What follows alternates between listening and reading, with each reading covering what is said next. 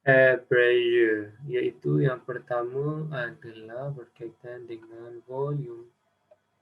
Ni volume kita dah settle. So kaitan antara volume, kalau volume meningkat, apa jadi kepada pressure? Ulang balik. Volume meningkat, pressure akan jadi apa? Menurun. Menurun. Okay, so dia berlawanan antara satu sama lain. Volume dan pressure berlawanan antara satu sama lain. Okay, settle. Habis untuk volume. Baik, seterusnya kita pergi kepada temperature.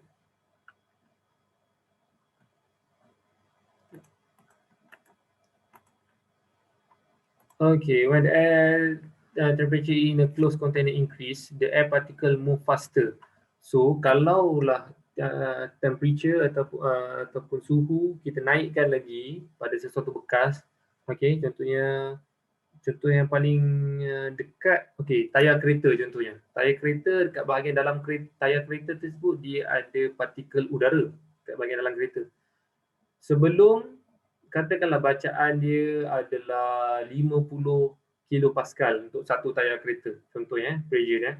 Bila dia bergerak, soalan cikgu, berapakah pressure untuk dalam tayar kereta tersebut ketika dia bergerak? Adakah dia makin bertambah ataupun makin berkurang daripada 50 kilopascal? Tolong jawab. Ke tak tahu? Bertambah. Haziq kata bertambah. Yang lain? Hello? Haziq je ke yang ada kat dalam kelas ni?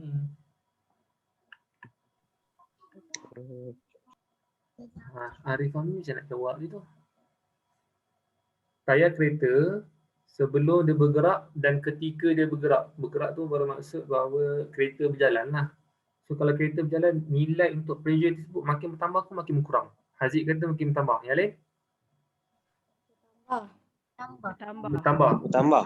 Okey, disebabkan oleh Haziq yang jawab mula-mula tu. Haziq, tolong bagi tahu sikit Haziq, kenapa pressure makin bertambah bila kereta berjalan? Ke tak tahu? Tak tahu, teka je. Okey, tak tahu, teka je. Okey. Tak apalah, teka je. Okey, jawapannya betul, dia makin bertambah. Disebabkan oleh apa makin bertambah? Bila kereta tersebut bergerak, tayar kereta bergerak, so dia akan ada kontak dengan tayar dan juga jalan. Dan bila ada kontak tayar dan juga jalan, dia akan menghasilkan satu force, di mana force tersebut adalah friction. Apa maksud friction? Geseran. Ya, daya Daya geseran. geseran. Daya geseran, okey, katakanlah sekarang ni kamu tangan kan. Kamu gesekkan tangan kamu. Sebelum kamu gesekkan, kamu letak dekat muka. Itu kamu gesekkan, kamu letak balik kat muka. Apa beza sebelum kamu gesek dengan selepas kamu gesek, kamu letak kat muka? Respon? Rasa Dia panas makin sikit. panas. Ya, rasa Panas. panas sikit. So friction menghasilkan apa? Heat. Haba. Haba. Bagus. Friction menghasilkan haba. So berbalik pada tayar kereta tadi. Tayar kereta bila dia friction dengan bahagian jalan, so dia akan menghasilkan heat. Okay, heat. Heat tersebut akan menyebabkan pressure makin tinggi disebabkan oleh, ini yang kita belajar ni, temperature. So bila temperature increase, kamu tengok dekat bahagian dalam gambar ni, bila temperature increase, pergerakan untuk molekul udara tersebut dia akan makin aktif. Kinetic energy dia makin bertambah. Maksudnya collision di antara partikel dengan wall of container tersebut dia makin bertambah. So kalau pergerakan dia makin bertambah, dia punya collision dia makin bertambah, apa jadi kepada pressure? Respon? Pressure pun Bertambah. So temperature Bertambah. Temperature meningkat, pressure juga meningkat. Sebab itulah bacaan untuk tayar kereta tersebut dia berbeza daripada sebelum jalan. Sebelum jalan tak ada friction, tak ada haba. So bacaan dia macam itu sahaja. Tapi bila dah berjalan, ada friction, ada haba, temperature naik, so pressure juga akan meningkat. Boleh? Faham ke tak? Faham. Okay, faham So temperature dengan pressure dia directly proportional. Direct proportional tu bermaksud temperature meningkat, pressure juga meningkat. Okay. Okay, baik, seterusnya. Okay, tadi berkaitan dengan air pressure. Tolong bezakan antara air pressure dengan atmospheric pressure. Atmospheric pressure dekat bahagian luaran, okay, atmospheric pressure. Tapi kalau air pressure tersebut contohnya di dalam container. Pressure di dalam container, gas yang sekat di bahagian dalam container. Okay, so kita panggil dalam container tersebut sebagai udara. Bila dekat bahagian luar yang menolak, so yang luar menolak tersebut itu adalah atmosfer. Luar yang menolak atmosfer. Bila udara yang ada di dalam container, kita panggil sebagai air, udara. Okay, so perbezaan istilah kat situ tolong bezakan So, kamu tengok budak kecil ni dia apa minum susu dah jadi, dan minum susu dia pun dah habis tu tapi dia still sucking lagi, maksudnya dia still lagi hisap susu ini. Okay, so apa jadi kepada kotak untuk dash lady ni? Respon? Kemik. Sebab apa kemik? Sebab ada pressure. Ada pressure dekat mana? Kat luar. Dekat luar. Dan cikgu dah bagi tahu tadi, pressure dekat bahagian luar yang menolak satu kontainer tersebut yang menyebabkan kotak ini kemik. Apa nama pressure dekat bahagian luar? Atmospheric pressure. Atmospheric pressure. Kalau dekat bahagian dalam kontainer ada udara-udara dekat bahagian dalam kontainer, ada pressure. Pressure dekat bahagian dalam kontainer tersebut kita panggil sebagai apa? Air pressure. Air Pressure. Tolong bezakan dalam air, luar yang menolak atmospheric pressure. Okay, sebab itulah kemik. Okay, maksudnya kalau kemik kamu tahu air dah tak ada dekat bahagian dalam tu. So atmospheric pressure mengambil alih untuk dia menolak kotak ini, kotak ini untuk dia jadi kemik lah.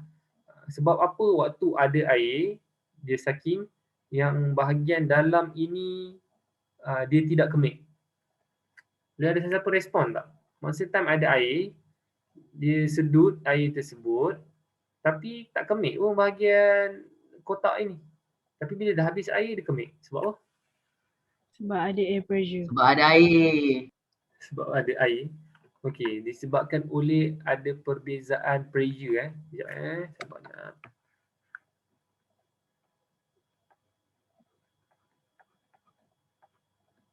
Okey, kotak yang ada air betul, diminum, sedut. Okey, bila dia sedut, selagi kotak tersebut dia tidak kemik, atmospheric pressure dekat bahagian luar tak ada yang menyebabkan kotak tu tak kemik. Ada. Ada. Kan? Tapi kenapa dia masih lagi tak kemik? Tolong respon. Sebab dekat dalam kotak tu ada air pressure. Ya, dalam kotak tersebut, pressure dekat bahagian dalam kotak lagi tinggi nak dibandingkan dengan pressure dekat bahagian luar. Bermaksud bila kotak ni tak kemik bila dia sedut, pressure dalam kotak lebih daripada atmosferik. So, kotak tak kemik. Tapi kalau yang bahagian gambar budak perempuan ini, pressure dalam kotak dengan pressure atmosferik, mana yang lebih tinggi? Tolong respon. Atmospheric pressure. Atmospheric pressure lebih daripada pressure di bahagian dalam kotak, menyebabkan kotak ini kemik. Itu sahaja. Okey. Okey, baik. Seterusnya, application of the concept of air pressure in daily life. Okey. Ya. Okey. Kita terus masuk ni, sama je. Tadi tu dia tanyakan soalan pada kamu, ini dia terus explainkan pada kamu. Okey, pelangga. Pernah pakai pelangga dekat bahagian rumah kan? Pelangga ni function dia untuk apa? Respon. Ke tak pernah tengok pelangga? Pernah. Pernah. Untuk apa pelangga ni? Function ni? Bila sinki tersumbat. Lepas tu nak Okey, bila sinki tersumbat, okey, kamu tengok dekat bahagian sini Sekejap. Bila sinki ada blockage kat bahagian sini. So pelangga ni function dia adalah apa? Untuk dekat bahagian pelangga ni dia ada, dekat bahagian sini dia ada, dia menggunakan getah. Okay, getah Okay. Getah dia ada rongga-rongga dia. Okay. So bila kita push sahaja pelangga ini, bila push kan, kamu tengok ada perkataan push kan, bila kita tolak sahaja pelangga ni, molekul udara dekat bahagian pelangga ni, dia bahagian dalam pelangga ini dia akan keluar. Molekul udara dia akan keluar, air dia akan keluar, menyebabkan pressure bahagian tengah-tengah dekat bahagian dalam pelangga ni, pressure dia low. Okay, pressure dekat bahagian, bila kamu tolak saja pelangga ni, pressure dia low. Dalam kelas ni ada siapa tak yang pernah guna pelangga ni? Tolong respon. Pernah. Okay, siapa yang jawab pernah tu? Arif Fahmi. Okay, Arif Fahmi. Pernah So Arif Fahmi tolong bantu cikgu kejap. Cikgu nak tanya kamu sikit kalau kamu pernah guna. Bila kamu tekan tu, okay, cikgu cakap tadi, bila kamu tekan, push, molekul udara keluar. So bahagian bawah untuk bahagian getah bagi pelangga tersebut, pressure dia low. Okay. Soalan cikgu pada Arif Fahmi, bila kamu dah tolak, kamu nak tarik balik tu, senang ataupun susah nak tarik balik pelangga tersebut? Respon? Susah. Susah. Okey, betul, susah. Okey. So cikgu tanya pada semua lah. Arif Fahmi dah pernah guna, dah tolak pelangga tu, dia nak tarik balik tu susah. Cuba bagi tahu kat cikgu satu kelas ni, sebab apa kamu dah tolak, bila kamu nak tarik balik tu susah nak tarik? Respon? Sebab atmospheric pressure ada. Sebab atmospheric pressure ada. Atmospheric pressure memang sentiasa ada. Tapi kenapa susah kita nak keluarkan balik pelangga tersebut naik ke bahagian atas? Sebab Mira dah macam nak jawab betul lah, tapi masih lagi tak tepat. Okay, sebab atmospheric pressure dia lebih tinggi daripada air pressure. okay, good. Sebab bila kamu dah push pelangga ini, okay, air tersebut dah keluar dekat bahagian bawah daripada pelangga ini, pressure dekat bahagian dalam rendah. So pressure mana yang tinggi? Pressure daripada luar. Okay, pressure daripada luar yang menolak pelangga tersebut, nama pressure tersebut adalah atmospheric pressure. Atmospheric pressure. Sebab itulah kamu nak tarik balik pelangga ini dia agak sukar sedikit. Okay, bila tolak, tarik. Okay. Baik. So apa function untuk pelangga ni bagi nak menghilangkan blockage ni? Okay, bila kita tolak sahaja pelangga ini, air keluar. So pressure dekat bahagian bawah pelangga ini dia low. Okay, pressure mana yang akan jadi, okay, pressure dekat bahagian sini semua akan jadi low lah.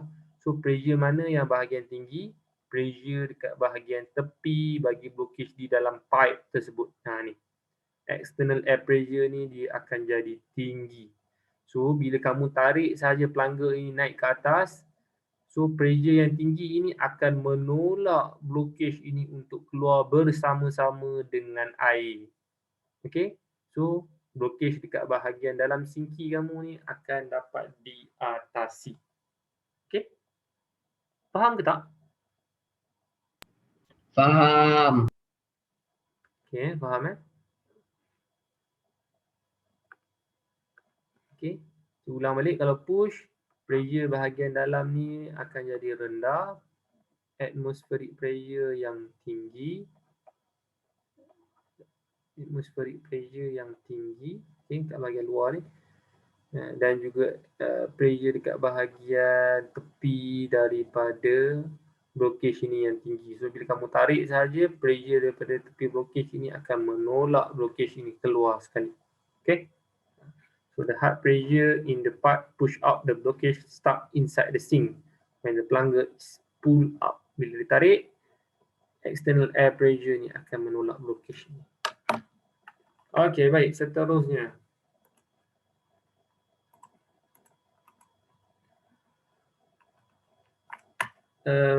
McDiver hemisphere, okay. when the air in the hemisphere is pumped out, so that the space in the hemisphere become a vacuum. The pressure in the hemisphere is zero. The two hemispheres cannot be separated because the atmospheric pressure outside will exert a very strong force on the hemisphere. Okay. So dia ada dua, yang ini hemisphere ni nanti cikgu tunjukkan gambar lah. Kamu mesti tak nampak hemisphere ni macam mana kan. Okay. Tapi asasnya adalah bila kita lockkan kedua-dua, dia ada dua hemisfer kat sini ya. Satu dengan bahagian kiri dan juga kanan. So bahagian kiri kanan ni bila kita tekan saja di antara kedua-duanya, automatik bahagian dalam ini dia akan jadi vacuum. Vacuum ini, apa maksud vacuum? Tolong respon. Menyedut. Kan? Vacuum tu kamu fikir yang vacuum kamu guna kat rumah kan, vacuum menyedut. Sebenarnya vacuum ni berkaitan dengan udara. Maksudnya kalau vacuum maksudnya udara adalah, tolong sambung, air, tak tahu. Pressure. Air pressure. Okay. Air does not exist. Vacuum ini adalah bahagian di mana tidak ada udara. Boleh? Vacuum adalah bahagian yang tidak ada udara. Sebab itu kalau kamu guna vacuum kat rumah tu, nama dia adalah vacuum disebabkan oleh bahagian dalam vacuum tersebut dia dah mengeluarkan udara ke bahagian luar. So bahagian dalam tersebut dia air tidak ada bahagian dalam vacuum. So sebabkan oleh air tidak ada bahagian dalam vacuum, menyebabkan pressure di dalam vacuum akan jadi apa? Tolong respon. Kalau tak ada udara, pressure akan jadi tinggi lagi ke akan makin rendah? Respon. Makin kritikal ni. Makin So, tinggi. Makin tinggi? Astaghfirullahalazim. Pressure makin tinggi. Tadi kamu dah belajar tentang pressure. Pressure ni adalah disebabkan oleh molekul-molekul udara dia berlanggar di antara satu sama lain. So kalau vacuum, udara tu tak ada ataupun ada udara tapi satu dua udara je. So pressure dia akan jadi apa?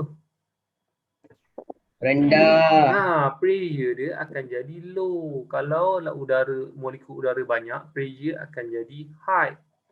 So bahagian dalam vacuum ini pressure dia low. Boleh faham? Pressure dia akan jadi low. So bila pressure dekat bahagian dalam ni low, pressure mana yang tinggi? Tolong respon. Atmospheric pressure. Daripada luar yang tinggi menyebabkan atmospheric pressure akan menolak hemisfer ini dan kedua-dua hemisfer ini dia akan lock di antara satu sama lain. Maksudnya dia akan melekat. Padahal tak ada gam pun. Tapi disebabkan oleh bahagian dalam ni vacuum, tidak ada udara. So pressure dekat bahagian dalam ni rendah. Pressure luar yang tinggi yang menolak hemisfer ni untuk dia melekat di antara satu sama lain. Okay, nanti cikgu tunjukkan gambar lah untuk hemisfer ni. Okay, baik, seterusnya. Banyak lagi ke? Sekejap eh. Okay. Tak apa, kita habiskan untuk yang bahagian application ni dulu. Lepas sudah habis kelas kita untuk hari ni. Baik, seterusnya straw. Yang kamu selalu guna kalau nak minum air kan, straw. Sebab apa kalau kamu sedut air, air tu boleh masuk ke dalam straw, masuk ke dalam mulut. Dia ada kaitan dengan pressure sebenarnya. Bila kamu sedut sahaja air, pressure dekat bahagian dalam straw tersebut, pressure dia tinggi ataupun rendah? Tolong respon. Rendah. Okay. Pressure di dalam straw akan jadi rendah. So kalau pressure dekat dalam straw jadi rendah, pressure mana yang tinggi? Atmospheric pressure. Atmospheric pressure yang tinggi yang menolak air tersebut. Bila dia tolak air, air akan masuk ke bahagian dalam straw lah. Sebab itulah kamu boleh minum air tersebut. Okay? So sebabkan itu, bila kamu sedut straw, bahagian dalam straw tersebut pressure dia rendah. So air tersebut boleh masuk disebabkan oleh apa? Atmospheric pressure. yang menolak air tersebut untuk tolak dia masuk ke dalam straw. Okey. Seterusnya, sifon. Siapa pernah gunakan aplikasi ni di mana kalau dia nak tukar air aquarium ke, cikgu selalu kalau kau tengok waktu sekarang ni dah tak ada lah, waktu dulu-dulu kenduri, okey kenduri kita akan basuh pinggan secara inilah dulu dia secara berhidang. So pinggan-pinggan yang kotor kita akan basuh dalam apa ni, kita letakkan satu besen air, lepas tu kita akan basuh dekat bagi besen tu secara gotong royong lah. Sekarang ni semua catering kan. Okey, so yang cikgu tengok apa orang bahagi kenduri tu dia buat, dia pindahkan air daripada satu besen ke satu besen yang menggunakan konsep sifon, di mana dia ambil pipe. Kamu boleh try kalau kamu kat rumah ada pipe air, masukkan satu pipe tersebut ke dalam bekas yang ada air. Lepas tu yang bahagian B ni kamu sedut sahaja, sedut. Kalau sedut, air tersebut akan jadi apa? Keluar. Low pressure. Dia Air keluar, tu akan keluar daripada situ. dia akan keluar dekat bahagian B lah. Kalau kamu sedut kat bahagian B ni kan, air daripada bahagian A ni dia akan keluar pergi ke bahagian B. Bila kamu dah sedut bahagian B ni, kamu biarkan sahaja, kamu dah sedut sedikit, air tu dah keluar, kamu biarkan sahaja air tersebut akan keep keluar. Dia akan terus sahaja keluar. Contohnya macam dalam gambar ni Okey, kamu letakkan pipe. Okey, masukkan satu pipe ke dalam air, satu lagi dekat bahagian B ni, kamu sedut dekat bahagian B ni. Bila dah sedut, air tu dah nampak macam dah keluar sedikit, kamu biarkan sahaja, air tersebut akan keep keluar. Disebabkan apa dia keep keluar? Disebabkan oleh ada pressure yang membantu untuk menolak air tersebut masuk daripada A ni pergi ke B. Okey, dan pressure tersebut adalah atmospheric pressure. Tak percaya, try kat rumah. Cuma syaratnya adalah, kalau kamu nak try yang ini, syaratnya adalah dekat bahagian B ni, katakanlah kamu nak keluarkan air daripada aquarium ni masuk ke dalam besen, yang dekat bahagian B ni, dia mestilah lagi rendah kawasan dia daripada A. Dia tak boleh sama level. Dia tak boleh, dia tak boleh sama level. Katakanlah kat B ni kan, kamu letakkan dekat ruang yang sama level dengan aquarium ni.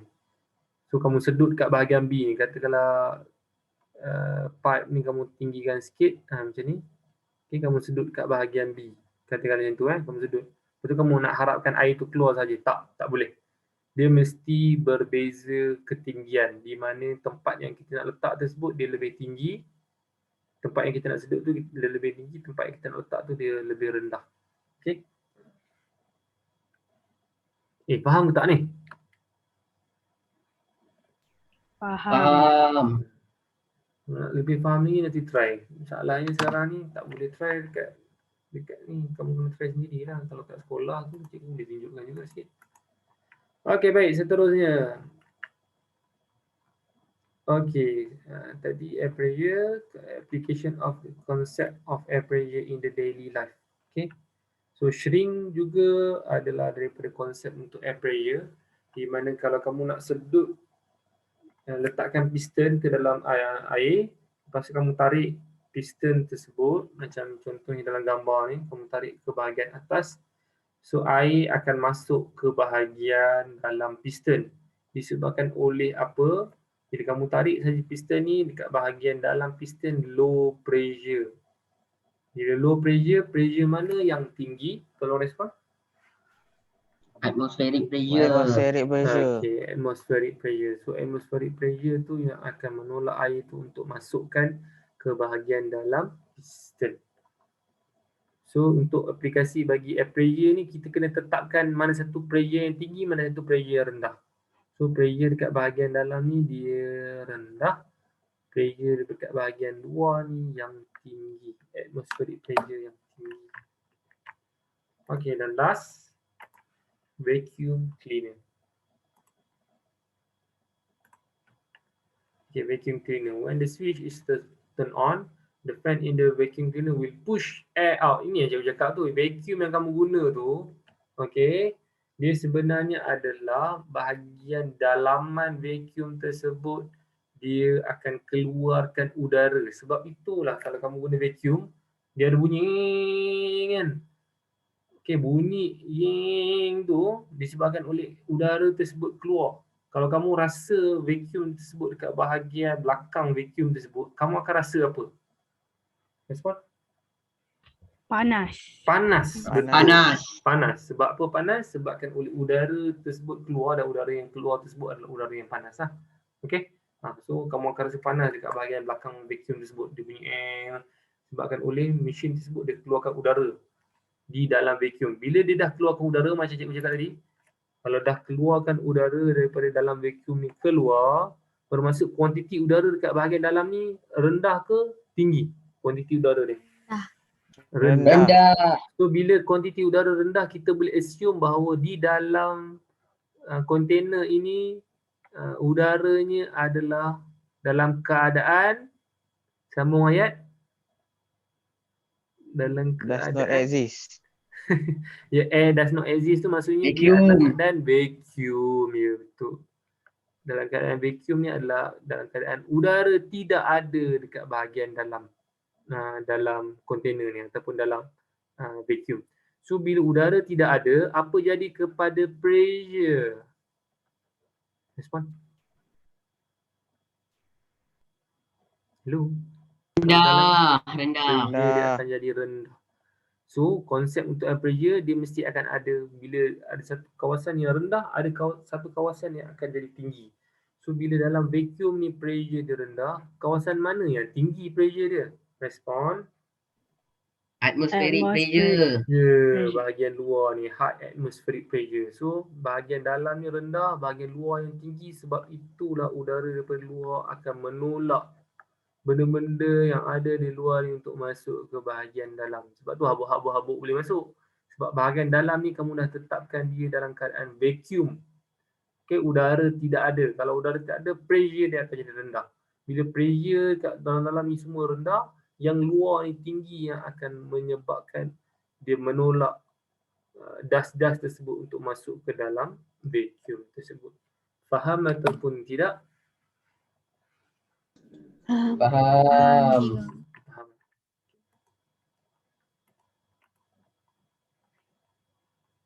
Okey.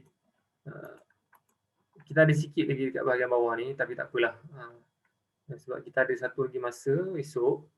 So cikgu akan sambung lagi berkaitan dengan selebihnya ni esok. Dan seterusnya cikgu nak tanya sikit untuk kamu punya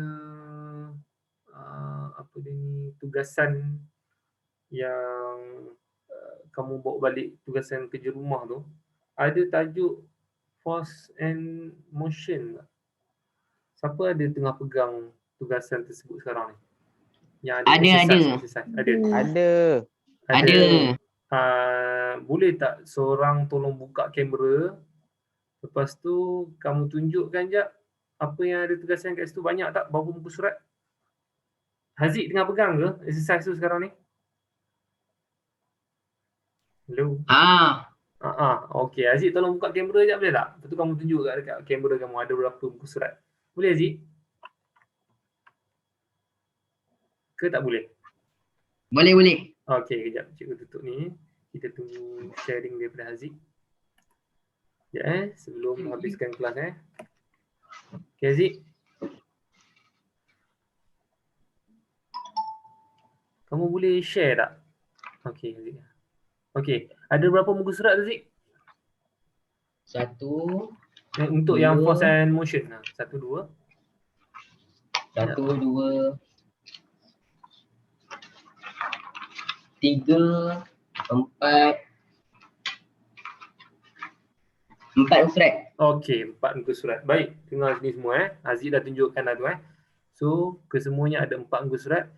Cikgu nak kamu siapkan 4 muka surat tu by tomorrow. Okey, hari ni buat. Esok pastikan dah siap. So, lepas cikgu dah habis ajar yang berkaitan dengan last kali tersebut, bahagian-bahagian part-part yang last tersebut kita akan bincang. Dan cara bincangnya adalah cikgu akan sebut nama individu, tolong bagi jawapan. So nak selamat, tolong siapkan lah. Boleh? Boleh tak? Boleh cikgu. Boleh. Boleh. Okey baik. So kelas kita untuk hari ni itu saja. Siapkan untuk exercise bagi force and motion. So kita akan sambung kelas kita esok. Okey. Amirul tolong update pada cikgu attendance lepas habis kelas ni. Okey. Okey baik. Itu sahaja kelas kita untuk hari ini. Assalamualaikum warahmatullahi wabarakatuh. Boleh bersorak. Terima kasih cikgu. Terima kasih cikgu. Terima kasih cikgu. Okey, sama-sama. Terima kasih cikgu. Cikgu. Sama. Terima kasih cikgu. Terima kasih cikgu. Okey.